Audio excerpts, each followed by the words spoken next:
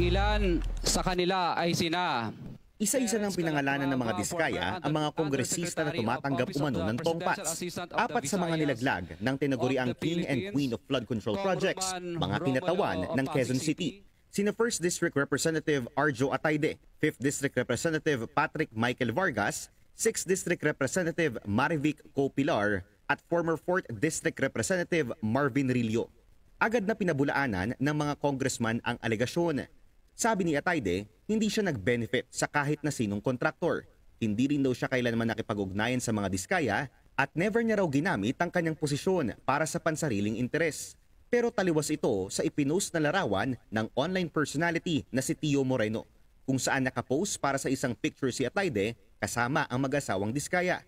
Sa Senate Blue Ribbon Committee hearing kahapon, inilahad ni Curly Diskaya na mismong ang ama ni Congressman Arjo na si Arturo Atayde, personal nilang inabutan ng pera ayon sa hinihingi nilang porsyento mula sa mga proyekto. for example po, yung katulad po kay Kong Arjo Atayde po, bali 60 million po ang sinabi ko sa chat ko. Kasi 60 million po yung pinababalik ko sa kanya. Pinababalik mo sa kanya. Na Anong klaseng chat ito? pera po. Na pera po. Na ibinigay mo kay Congressman Atayde, ganun ba? At sa tatay po niya. Sa tatay niya? Opo. Isang kontrobersyal na businessman ang ama ni Congressman Arjo.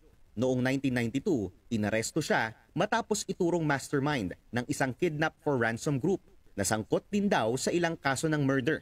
Kasama rin siya sa mga malalaking pangalan sa mundo ng online sabong. Sa isang larawang nakuha ng Billionaire News Channel, makikitang kasama pa ni Atayde si alias Brown na unang sinampahan ng reklamo ni bilyonaryo gambling boss Charlie Atong Ang, kaugnay ng missing sabongeros case.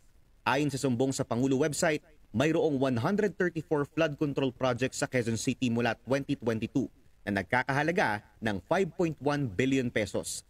6 sa nasa listahan, hawak ng mga diskaya na may kabuuang halaga na 257.6 million pesos. So, ito lang po ang ating news update ngayon mga kadiyo. And please comment down below kung ano ang masasabi nyo sa video na ito. And please, pakisupport naman ang ating Facebook page para magpatuloy pa tayo sa paggawa ng bagong news update. Maraming salamat po at magandang araw.